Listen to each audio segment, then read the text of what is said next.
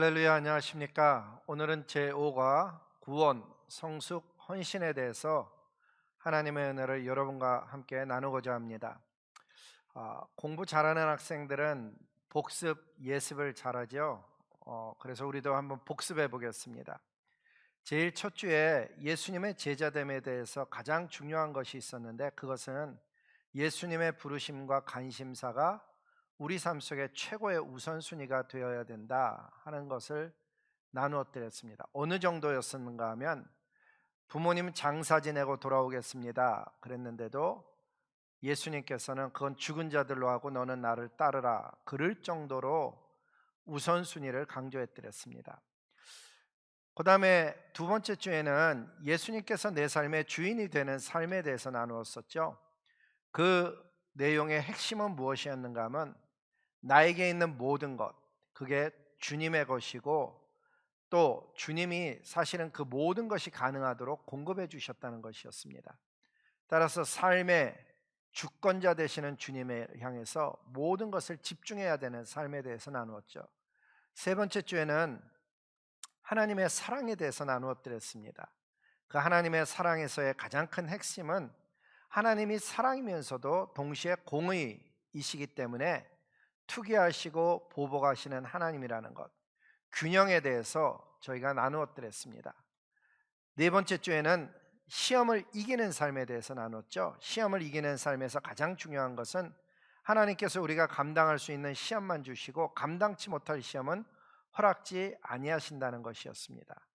오늘은 어찌 보면 가장 기초에 해당하는 구원을 이야기하지만은 사실은 구원만 이야기하는 것이 아니고 성숙 그리고 헌신에 대해서도 계속해서 여러분과 나누고자 하는 것입니다. 구원에 관해서 제일 먼저 나누는 것은 무엇인가 하면은 구원받는 방법입니다. 구원받는 방법에서 제일 중요한 것은 진리 되시는 예수님을 믿음으로써 구원받는다는 것이죠. 구원을 어떻게 받습니까? 그러면 예수님 믿어서 구원받습니다. 이것이 정답이기도 하지만은 또 다른 정답은 무엇인가 하면은, 처음부터 우리를 택하여 주셨고 성령의 거룩하게 하심과 진리를 믿음으로써 구원받도록 하신 그 하나님의 방식을 따라서 구원받는다는 사실입니다. 그래서 구원 어떻게 받습니까? 그러면 예수님 믿어서 구원받습니다. 혹은 하나님이 말씀하시는 그 성경의 진리를 믿음으로써 구원받습니다도 맞는 이야기입니다. 또 다른 구원받는 방법의 대표적인 것은 회개함으로 구원받는 것입니다. 고린도후서 7장 10절에 보면 구원에 이르게 하는 회개라는 문구가 있죠. 구원에 이르게 하는 회개. 맞습니다. 회개를 통해서 죄의 문제를 해결함으로 구원받는 것입니다. 그래서 신앙생활을 시작할 때 회개가 너무너무 중요하죠. 진리 되시는 하나님의 말씀만큼이나 중요한 것은 회개함으로 구원받는다는 사실입니다. 세 번째는 예수님을 개인의 구주로 영접해서 구원받습니다. 1번과 굉장히 비슷한 내용이죠. 그런데 이것을 다른 점은 무엇인가 하면, 아까는 하나님의 말씀 전체적인 것이라면 이것은 예수님을 내 삶의 주인으로 영접하는 것입니다. 영접하는 자 곧 그 이름을 믿는 자들에게는 하나님의 자녀가 되는 권세를 주셨다고 성경은 이야기합니다. 여기서의 권세는 힘이 아니고 권리에 해당하는 이야기입니다. 그래서 오늘 저와 여러분의 삶 속에 우리는 이런 것을 통해서, 진리를 통해서, 회개함을 통해서, 예수님을 개인의 구주로 영접함을 통해서 저와 여러분이 구원받았죠. 그런데 내가 구원받은 것을 어떻게 알 수 있을까? 이 질문은 많은 사람들이 궁금해하는 질문입니다. 성경에 보면은 하나님의 말씀을 통해서 내가 구원받았다는 것을 알 수 있다라고 이야기합니다. 요한일서 5장 11절에서 13절 말씀을 보면은 무엇이라고 얘기하는가 하면, 하나님의 아들을 이름을 믿는 너희에게 이것을 쓴 것은, 그러니까 이 글을 쓴 목적이 무엇인가 하면 너희에게 영생이 있음을 알게 하려 함이라. 다시 얘기하면 내가 구원받았음을 어떻게 알 수 있는가 하면, 하나님의 말씀을 통해서 나에게 영생이 있어졌구나, 생겨났구나, 내가 거듭났구나, 하나님의 자녀가 되었구나를 알 수 있다는 것입니다. 하나님의 아들의 이름을 믿는 저와 여러분에게 이 성경 말씀을 통해서 저와 여러분으로 하여금 영생이 있다는 것을 알게 하려 하셨다고 성경은 이야기하고 있습니다. 뿐만 아니라 내가 구원받았다는 것을 어떻게 알 수 있는가 하면 하나님의 영이 우리 안에서 증거하십니다. 로마서 8장 16절 말씀에 의하면 성령 하나님께서 친히 저와 여러분의 영과 더불어서 내가 하나님의 자녀가 되었구나라는 걸 확신하게 되고 알게 되고 누리게 된다라고 성경은 가르쳐 주는 것입니다. 내가 구원받은 것 어떻게 하냐? 하나님이 나의 삶의 주인 되심을 성령 하나님께서 깨닫게 해주시고 우리로 하여금 하나님의 자녀됨의 권세를 누리게 해주심으로 알게 되는 것입니다. 마지막 세 번째는 변화된 삶을 통해서 내가 구원받았다는 것을 알게 됩니다. 누구든지 하나님의 말씀을 지키는 자는 하나님의 사랑이 참으로 그 속에서 온전케 되었나니 이로써 우리가 그 안에 있는 줄을 아노라. 우리가 하나님 안에 있다는 의미는 구원받았다는 얘기인데 우리가 하나님 안에 있는 줄을 어떻게 아냐면 그 말씀을 지킴으로써 변화된 삶을 살아가게 됨으로써 저와 여러분이 구원받았다는 것을 알게 되는 것입니다. 그렇다면은 구원 이유가 이제 중요하잖아요. 시작은 굉장히 잘했는데 과정이 시시한 경우가 참 많죠. 예를 들면 학기 시작할 때 대단한 의욕을 가지고 학기를 시작했지만 학기를 지내는 동안에 많은 학생들이 그 학기를 시작했던 결심을 잃어버리는 것과 비슷한 이야기입니다. 어떤 가정은 결혼식은 아주 성대하게 치렀습니다. 그런데 살아가는 모습은 시시할 수도 있거든요. 그래서 어떤 면에서는 구원이 참 중요하지만 구원 이후 하나님과 어떻게 살아가고 있느냐가 어떤 면에서는 굉장히 중요한 것입니다. 그래서 그러한 구원 이후의 성숙 혹은 성장을 이야기할 때 기초를 몇 가지 확인해야 됩니다. 가장 중요한 기초는 무엇인가 하면 하나님의 선물인 영생, 이것을 누릴 줄 알아야 된다는 것입니다. 어떻게 누리는가 하면은 성경에 보니까 영생이 무엇인가부터 이야기하는데 영생은 곧 유일하신 참 하나님과 그의 보내신 자 예수 그리스도를 아는 것이라고 이야기합니다. 영생은 우리는 죽지 않는 것이라고 생각하기가 쉬운데 물론 그런 면도 포함을 하지만은 영생에 대한 데피니션, 성경의 가르침은 하나님을 아는 것, 예수 그리스도를 아는 것이라고 성경은 이야기합니다. 영원한 생명이 내 안에 들어왔다. 그것은 하나님이 내 안에 들어온 사건입니다. 영원한 생명을 내가 누린다. 그것은 예수님과 함께 삶을 살아가는 것입니다. 이 모든 것이 하나님과 예수 그리스도의 그 의도를 알지 못하면, 그분이 어떤 분인가를 알지 못하면 아무 상관이 없어지는 것입니다.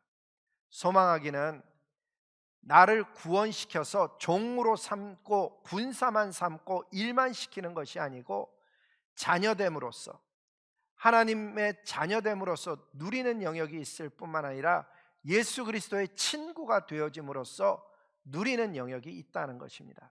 물론 군사가 누리는 것도 있죠.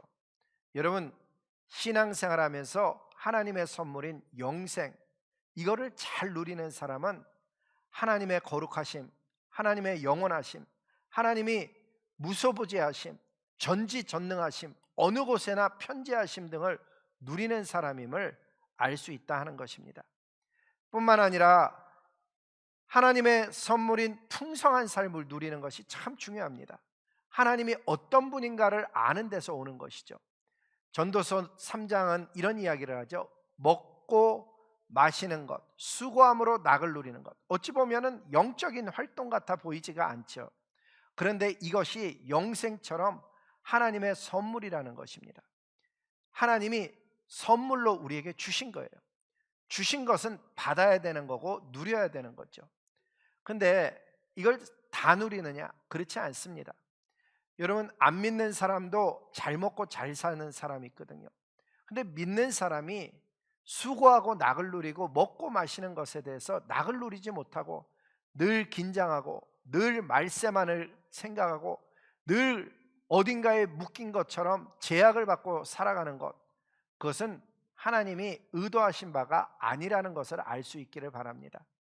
하나님께서는 어떤 사람에게든지 재물도 주셨고 부요도 누리게 하셨고 능히 누리게 하시며 분복을 받아 수고함으로 즐거워하게 하셨다는 사실입니다. 여기서의 어떤 사람은 믿는 사람 안 믿는 사람 다 포함이 되는 이야기입니다.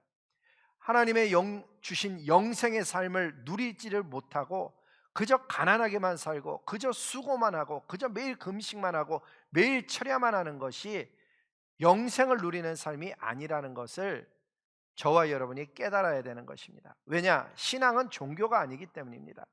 신앙은 그야말로 생명력입니다. 성경에 보니까 뭐라고 되어 있는가 하면 너희는 가서 과실을 맺게 하고 라고 되어져 있죠. 여러분, 이 말씀을 그냥 읽는 사람은 감동이 없습니다. 근데 여러분이 농사를 조금이라도 지어보세요. 토마토라도 심어보고 뭐 사과나무라든지 뭐 무화과나무라든지 뭐든지 한번 길러보세요. 거기서 나온 열매가 얼마나 이뻐 보이는지 따먹기가 아까울 정도입니다. 그 이야기는 뭡니까? 과실을 맺게 하고 항상 있게 하는 것. 하나님은 우리의 삶 속에 아름다운 의미 있는 삶을 정말 맺게 하시는 분이신데 그것이 어쩌다 맺히는 것이 아니고 항상 있게 하기 위해서 하나님은 우리에게 어떤 것을 주셨는가 하면 무엇이든지 아들의 이름으로 구하라고 놀라운 비밀을 가르쳐 줬습니다. 신앙은 그저 철야만 하고 막 굶으면서 금식하는 그런 모습이 아니고 삶 속에 그러한 모습도 있어야 되지만은 일반적인 모습은 아름다운 과실을 맺는 모습. 자녀를 통해서도 과실이 맺혀지고 내 손으로 하는 일을 통해서도 과실이 맺혀지고 내 삶을 통해서도 사역을 통해서도 과실이 맺혀지는 것. 근데 그게 노력이 아니라는 것입니다. 말씀을 잘 보면 무엇을 구하든지 다 받게 하려 합니다. 여러분은 예수님 믿으면서 정말 생명력을 얻었다 그러면은 여러분 기억하시기 바랍니다. 그 생명은 관계입니다. 하나님께 사랑을 드리고 사랑을 받을 뿐만 아니라 필요를 구하고 그 필요를 충족시켜 주시는 그 하나님 아버지의 풍성한 사랑을 누릴 수 있기를 소망하는 것입니다. 그럼 그걸 자기만 누리느냐? 아닙니다. 그것을 가지고 이웃을 사랑하고 하나님을 경외하는 데 쓰는 것입니다. 성경에 보니까는 내 마음을 다하고 목숨을 다하고 뜻을 다하여 주 너의 하나님을 사랑하라. 어찌 보면 굉장히 무서운 이야기 같죠. 목숨이라 그러고 막 그러니까는. 근데 사실은 잘 살펴보면은 여러분 누구를 전심으로 사랑한다는 것은 그만한 가치를 발견했다는 것입니다. 그런 가치를 여러분 하나님에게서만 발견하는 것이 아니고 이웃에게도 발견하게 되면 그 삶은 아름다워집니다. 하나님이 아름다운 하나님이시듯이 내 이웃이 얼마나 소중한지 한 사람 한 사람이 얼마나 귀중한 존재인지를 발견하게 되는 것이죠. 무엇을 가지고? 생명력을 가지고 그 이웃에게 나누고 베풀 것 있는 삶을 살아가고 실제로 사랑하는 데 있어서 중요한 것은 나누는 것입니다. 내가 가진 시간을 나누고 내가 가진 관심을 나누는 것 얼마나 중요합니까? 뿐만 아니라 영원한 하나님의 나라를 함께 나누며 함께 사역하고 동역하는 것 너무너무 아름다운 일이죠. 우리가 구원받았음을 칭의로 표현을 하는데 구원받았음 뿐만 아니라 우리가 하나님 나라를 누리는 성화에 대해서 자라나야만 합니다. 성경에 보니까는 뭐라 그러는가 하면 오직 우리 주 곧 구주 예수 그리스도의 은혜와 저를 아는 지식에서 자라가라. 이 자라가라는 것은 명령입니다.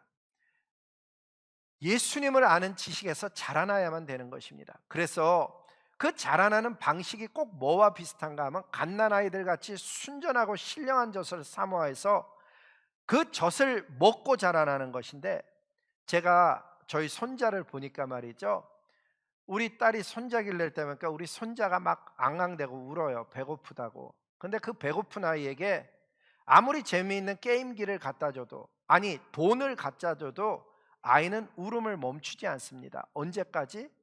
그 엄마의 젖이 자기 입에 물릴 때까지. 제가 그걸 보면서 생각한 게 있어요. 진짜 우리가 이 땅에 살면서 명예로도 우리의 울음을 멈출 수 없고 재산으로도 재물로도 그 어떤 것으로도 우리의 갈급함을 채워줄 수 없는 거예요. 오직 하나님의 신령한 말씀만이 저와 여러분의 갈급함을 채워줄 수 있을 뿐만 아니라 그 말씀이 우리로 하여금 구원에 이르도록 자라게 합니다. 근데 그 갓난아이 같이라고 왜 표현했는 줄 아세요? 갓난아이는 젖을 사모한다는 사실이에요. 신령한 젖을 사모하라고 했는데 하나님의 말씀을 사모하라는 거죠. 그리고 다른 것에 만족하지 않는다라는 의미도 있어요. 다른 것으로는 채워지지가 않는 거죠. 오직 하나님만으로 채워지는 그 삶, 그러한 영역에서 자라가라고 성경은 가르쳐 줍니다. 그렇게 자라나서 뭐 할 거냐? 우리의 삶 속에, 그런 삶의 과정 속에 이웃을 사랑하고 과실을 맺고 자라나고 하는 이 모든 것이 말이죠, 어떤 면에서는 마지막 날 하나님을 만나기 위한 과정과 어떤 면에서는 상급인 거예요. 어려운 사람을 도와주고 힘든 사람을 격려하고 내가 가진 것을 나눠줌으로 인해서 우리의 삶 속에 어느 날 심판이 있는데, 저와 여러분은 상급 심판으로 나타나게 될 줄로 믿습니다. 한 번 죽는 것은 사람에게 정한 것이에요. 물론 어떤 사람은 50을 살고 어떤 사람은 90을 살게 될 것이지만, 분명한 것은 그 삶의 과정과 열매를 가지고 하나님 앞에 심판받는 날이 있다는 거예요. 소망하기는 이 성경 공부를 하는 모든 분들이 정말 면류관 쓰기를 소망합니다. 그렇다 그러면 정말 중요한 게 무엇일까? 여러분, 우리 삶 속에 정말 중요한 것이 있다면 그것은 무엇인가 하면요, 구원, 성숙, 헌신의 과정에서 정말 삶을 살아가면서 시간의 주인이 되시고 우리의 삶의 모든 것을 주관하시는 하나님 앞에 얼마나 오래 사느냐가 아니고 어떤 가치의 삶을 사느냐죠. 근데 그 가치의 삶을 결정짓는 것이 바로 구원, 성숙, 헌신이라는 거예요. 어떤 삶을 사느냐의 그 방향성과 시작이 중요하잖아요. 예수 십자가의 구원을 알지 못하면 교회 안에 앉아서 5년 10년을 신앙생활해도요, 정말 흉내만 내게 돼요. 예수님이 나를 위해서 돌아가셨다, 그분이 가시관을 쓰시고 양손에 못 박히시고 창에 허리 상하시고 채찍 맞으신 이유가 나 같은 부족한 사람을 위한 것이라고 정말 깨달아지면요, 우리도 그 예수님 위해서 살고 싶은 열망이 생기는 거예요. 그 열망이 생길 뿐만 아니라 예수님을 섬겨가다가 어려운 일을 당해도 포기하지 않죠. 누구에게 욕먹는다고 포기하지 않고, 누구에게 침뱉음 당했다고, 무시당했다고 절대로 포기하지 않아요. 왜? 나의 주인 되시는 예수님이 나 같은 하찮은 사람 위해서 채찍에 맞으시고 침뱉음 당하시고 뺨을 맞았는데, 어때요 여러분? 저와 여러분이 예수님 섬기면서 한 번이라도 뺨을 맞아 보셨나요? 여러분, 다른 사람으로부터 무시받는다고 일을 그만둔 적은 없나요? 누가 알아주지 않는다고 좀 그 일이 힘들다고 낙심하는 것, 물론 낙심은 되겠죠. 그러나 주님이 맡겨준 그 사명의 십자가를 벗어버린 적은 없냐는 얘기예요. 정말 힘들게 그냥 살라고 하신 것이 아니에요. 아까도 말씀드렸지만 열매를 주신데, 아름다운 열매를 맺게 하신데 어떻게 맺게 하냐면 부활의 능력, 죽은 자를 다시 살리시는 그 하나님의 능력이 우리 가운데 역사하게 하셔서 우리로 하여금 그 어려운 일 속에서 오히려 성장하게 해요. 그런 면에서 본다면 여러분, 어려운 일은 그리스도 안에 있는 사람에게는 축복의 씨앗인 거예요. 그 어려움을 통해서 이전에 볼 수 없었던 것을 보게 될 것이고, 그 어려움을 통해서 이전에는 깨닫지 못하던 것을 깨닫게 되거든요. 여러분, 진짜 사랑을 하는 사람은요, 자기가 그 사랑 때문에 힘들어 봐야 되는 거예요. 저희 딸이 아기를 가졌을 때 엄마에게, 저희 아내에게 장문의 편지를 썼어요. 정말 그 글을 보면서 우리 부부가 한참 생각했거든요.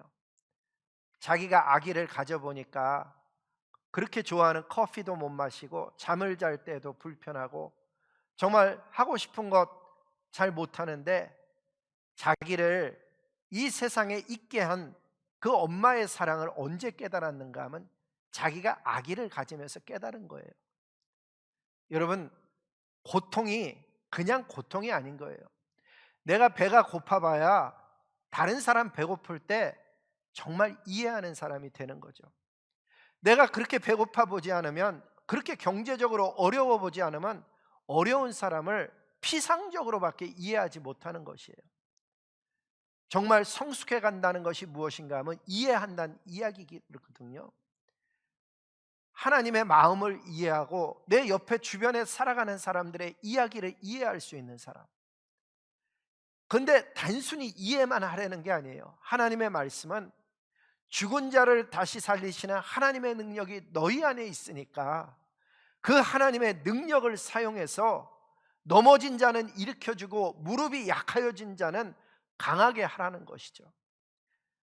저희가 요즘 푸드 미니스트리 하고 있는데, 여러분 어찌 보면 너무 작은 일이에요. 그 수많은 불법 체류자들, 그 수많은 정말 이민자들 가운데, 가난한 사람들 가운데 푸드박스 15개 나눠주는 것이 뭐 그렇게 대단한 일이겠어요. 하지만은 실제로 가지고 가보면 그 사람들에게 그거를 나눠줄 때 존귀히 여기고, 정말 하나님의 사랑을 전하고자 하는 말 한마디를 전할 뿐만 아니라 잘 하지도 못하는 스페니시어 가운데 딱 한마디, 디오슬레 벤디가, 이 말 한마디 하면서 주는데, 여러분 그 사람들이 가져갈 때 얼굴 표정을 보면은요, 거기에 기쁨이 있어요. 단순히 물품만 줘서의 얘기가 아니죠. 그걸 준비하기 위한 과정, 그 과정들 가운데 회의를 하고, 무엇을 이번 주에는 넣어주면 좋아할까? 이번 주에는 기름을 넣어줄까? 이번 주에는 또르띠아를 넣어줄까? 뭐 토일레터리 아이럼을 뭘 갖다 주면 좋아할까? 누군가를 위해서 여러분 그런 생각을 하며 산다는 것, 자기만을 위해서 사는 것과는 전혀 다른 기쁨을 가져다 줍니다. 그렇게 살면서 다시 오실 예수님을 만날 준비를 하는 거예요. 예수님을 만날 준비를 무엇 가지고 하냐고요? 우리 삶을 가지고 준비하는 거예요. 여러분 아모스 선지자는 무슨 이야기를 하는가 하면, 너희는 하나님 만날 날을 준비하라고 아모스 선지자는 외쳤었거든요. 정말 예수님 내가 다시 만난다고 생각하면은 준비할 게 얼마나 많은지 몰라요. 여러분 한국에서 누가 우리를 방문한다고 친인척이 온다 그래도 그 친인척을 만나기 위해서 방도 쳐놓고 뭐 음식도 준비하고 그러듯이, 다시 오실 예수님 만나기 위해서 내 마음의 상태를 점검하고 내 삶을 새롭게 하는 것, 그 가운데 가장 좋은 것은요, 헌신이에요. 주님 만날 준비에 헌신이 왜 좋냐고요? 면류관 때문이에요. 정말 주님께 헌신하는 삶은요, 어떻게 보면 주님을 주인 되게 만드는 삶이에요. 여러분 예수님께 헌신하는 삶은 예수님을 주인으로 섬기는 삶인데, 깨달아지기 소망하는 것은 그 주인에게 뜻을 구하는 거예요. 슬라이드에 보면 뭐라고 제가 써놨는가 하면, 매일 주인의 뜻을 구하십시오 이렇게 써놨어요. 매일 주님의 뜻을 구하십시오. 어떻게 주인의 뜻을 매일 구해요? 말씀을 매일 읽으면요, 주인의 뜻을 알게 돼요. 하나님 앞에 기도하면요, 매일 주님의 뜻을 무엇인가를 깨닫게 돼요. 어떤 일을 놓고 하나님 이 일을 어떻게 해야 됩니까? 하나님 앞에 정말 주인의 뜻을 구하게 되면은요, 주인님이 알려주셔요. 뿐만 아니라 알게 되는 것뿐만 아니라 제가 뭐라고 또 적었는가 하면, 주인님께 보고하십시오 그렇게 썼어요. 하루를 정리하면서 새벽에, 하나님 오늘은 어떻게 살아야 됩니까? 하나님 저는 요새 이 문제로 고민합니다. 하나님 온 세계에는 지금 이런 문제가 있어요. 최근에 우리 주변에 있는 이야기 해볼까요? 코로나 바이러스로 인해서 미국에서만 18만 명 이상이 지금 생명을 잃었어요. 어마어마한 숫자죠. 코로나 바이러스 있는 것만도 힘든데, 그 바이러스 때문에요, 사람들이 만나질 못하니까 비즈니스가요, 정말 곤두박질 치는 비즈니스들이 한두 가지가 아니에요. 저희 교회 성도님들 중에는 세탁소 하시는 분, 사람들이 직장을 나가질 않으니까 요새 재택근무를 많이 하니까 아예 옷을 갖다 맡기지 않아서 힘들어해요. 세탁소만 힘들 것 같아요 여러분? 식당 하시는 분은 어떻고요? 그러면 다 어렵느냐? 아니라는 거예요. 또 어떤 비즈니스는요, 생각지도 않게 스티뮬러스 체크를 받아갖고요, 호황을 누리는 비즈니스도 있는 거예요. 그러한 가운데 우리가 살아가고 있잖아요. 그러한 가운데 뭘 어떻게 내 주변 사람들을 케어해야 되는지도 중요하고 내 손으로 하고 있는 일도 중요하지만 하루하루를 마칠 때마다 주님 오늘 감사합니다. 정말 어려운 오늘의 삶이었는데 오늘 주님의 은혜 가운데 이렇게 잘 마쳤습니다. 예를 들면 주님의 은혜 가운데 우리 오늘 가족들이 참 잘 지냈습니다. 하나님 감사합니다. 여러분 온 가족이 저녁에 함께 기도하는 게 우연한 일 같아요? 어떤 가정은요, 아침과 저녁에 기도 못하는 가정도 수두룩해요. 온 가족이 건강하게 한자리에 앉아서 기도할 수 있는 것, 그게 은혜인지도 모르고 사는 거예요. 마치 우리가 코로나 바이러스가 있기 전에는 찬양대에서 찬양하는 것이 큰 기쁨인지 알지 못하였듯이, 그렇게 날마다 주인님께 보고하며 살잖아요. 근데 보고하면서 뭐가 깨달아지는 줄 아세요? 내가 주인이 원하는 대로 했나? 이런 거를 스스로 질문하게 돼요. 주님이 원하시는 때에 주님이 원하는 방식으로 했나? 주인의 뜻을 구하고 주인께 보고하고 주인이 원하시는 때에 주인이 원하시는 방식으로 사는 것이 예수님께 헌신하는 삶이고 예수님과 교제하는 삶이고 예수님을 주인 삶은 삶인 거예요. 이런 과정 중에서 꼭 기억해야 되는 게 있어요. 그게 뭔가 하면 저와 여러분의 모든 헌신은 주님을 향한 거라는 거예요. 내가 직장에서 일을 해도 그건 주님을 향한 거고요. 내가 자녀를 길러도 그건 주님을 향한 거고요. 교회에서 사역하는 것, 그것도 주님을 향한 헌신인 것이. 주님은 우리 가정의 머리가 되시고 우리 공동체의 머리가 되시고 나라와 민족의 주인이 되시는 거예요. 근데 이 모든 것을 해낼 수 있는 힘이 어디서 오냐? 능력이 어디서 오냐면 하나님으로부터 오는 거예요. 그러니까 여러분 우리가 어떻게 살아야 되겠어요? 오늘 구원, 성숙, 헌신에 관해서 나누는데 모든 능력이 하나님으로부터 온다는 것을 깨닫게 되면요, 구원도 하나님으로부터 오잖아요. 성숙도 하나님으로부터 오고 헌신할 수 있는 힘과 지혜와 능력이 다 하나님으로부터 오니까 어떻게 되는가 하면 하나님을 더 의지하게 되는 거예요. 헌신을 해보면 뭐가 경험되어지냐 하면은, 헌신해 보면요 하나님을 이해하게 돼요. 여러분 하나님의 마음이 어떤 마음이었는가를 알게 되는 거예요. 여러분 우리 이렇게 해봅시다, 여러분 우리 저렇게 해봅시다 막 그러는데 백성들은 막 모르고 가는 거예요. 성경을 그러는 가운데 읽다 보면은 아, 하나님이 이렇게 말씀하셨는데 우리가 이렇게 가고 있었구나, 나도 이렇게 가고 있었구나, 하나님을 잘 이해하게 될 뿐만 아니라 내가 받은 구원을 더 견고하게 받게 되는 거예요. 왜? 하나님을 알게 되니까. 영생이 하나님을 아는 거라 그랬잖아요. 예수님의 마음을 알게 되니까 내가 받은 구원이 견고해질 수밖에 없는 거죠. 거기서 제가 강조하고 싶은 것이 있는데, 구원받기 위해서 헌신하는 것은 절대 아니에요. 구원받기 위해서 헌신하는 것이 아니고 받은 구원이 감사해서 헌신하는 거예요. 구원받기 위한 헌신은 태도가 다르죠. 왜? 이거 해야만 받는 거니까 주고받는 관계처럼 되어지지만, 여러분 정말 예수님이 나를 위해서 십자가에 돌아가셨을 뿐만 아니라 지금도 내 안에서 역사하는 게 깨달아지면 변하는 게 있어요. 뭐가 변하는가 하면 태도가 변하고 언어가 변하고 시각이 변하는 거예요. 그것은 구원받기 위한 거랑 전혀 상관없어져요. 이미 주님이 나를 위해서 돌아가셨는데 그 사랑이 감사해서 자기도 자꾸 하나님한테 기도하는 거예요. 하나님, 저도 하나님께 뭔가 해드리고 싶어요. 마치 아이가 어릴 때는 뭐든지 달라 그러던 아이가 대학생이 되고 대학원생이 되고 직장에 가게 되고 그러면서 아이가 이런 이야기를 해요. 아빠, 뭐 필요한 거 없어요? 아빠 이번 생일에 뭐 해드릴까요? 예전에는 자기 달라던 아이가 변한 거죠. 우리도 마찬가지예요. 우리가 성장해 가면서 점점 더 하나님께 묻게 되는 거예요. 하나님을 더 깊이 사랑하고 싶어요. 하나님과 더 깊이 교제하고 싶어요. 하나님을 더 알고 싶어요. 하나님의 마음을 온 세상 사람들에게 전하고 싶어요. 하나님의 사랑을 전하고 싶어요. 하나님이 주신 것을 나누고 싶어요. 어떻게 해야 되는지 알려주세요로 바뀌게 되는 것이죠. 정말 하나님께서는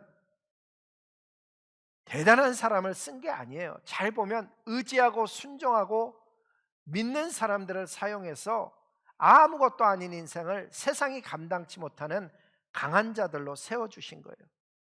그래서 어떻게 그런 변화가 일어났는가? 사실은 공동체 안에서 다른 사람을 보고 변한 거죠.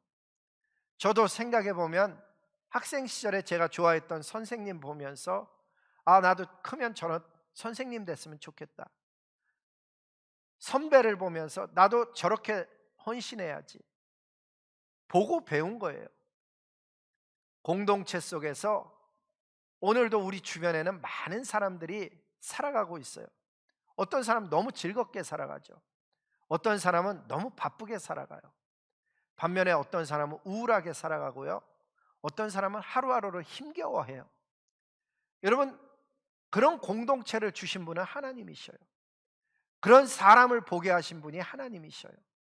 그 하나님이 우리로 하여금 그런 것을 보게 하시고 듣게 하시고 깨닫게 하시는 것은 그 가운데 일이 있다는 거예요.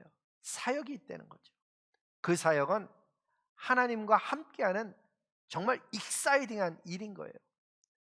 오늘도 그러한 하나님과 구원받은 자로서 성장해 갈 뿐만 아니라 정말 실제적으로 삶 속에 누군가를 향해서 헌신하는, 하나님과 하나님의 공동체를 세워가는, 하나님을 사랑해서 하나님을 섬길 뿐만 아니라 공동체를 세워가는 그런 저와 여러분의 남은 삶의 여정이 될 수 있기를 정말 주님의 이름으로 복을 비는 것입니다. 여러분 꼭 기억하시기 바랍니다. 저와 여러분이 예수님의 제자일 뿐만 아니라 예수님을 주인 삼은 삶이고 그 하나님의 사랑을 깨달은 인생일 뿐만 아니라 저와 여러분은 시험을 이기는 사람들입니다. 이제 구원, 성장, 헌신의 과정에 들어와 있는데 이런 과정을 잘 깨달아져서 정말 삶 속에 하나님의 영광, 하나님의 기쁨이 충만한 저와 여러분의 남은 삶이 되기를 주님의 이름으로 복을 비는 것입니다. 기도하시겠습니다.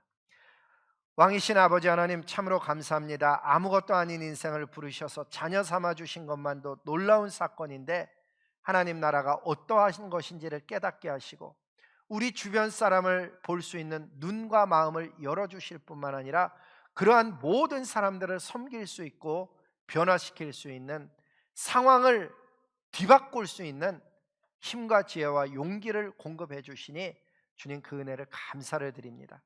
코로나 바이러스로 힘든 시대라고 합니다.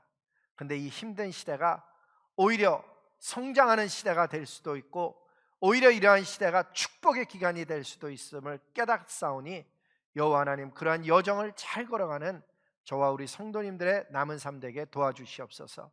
예수님의 이름으로 감사하며 복을 빌며 기도드렸습니다. 아멘. 감사합니다. 다음 주에는 승리하는 삶을 살기 위해서 꼭 알아야 되는 영적인 법칙을 여러분과 나누도록 하겠습니다. 다음 주에 뵙겠습니다.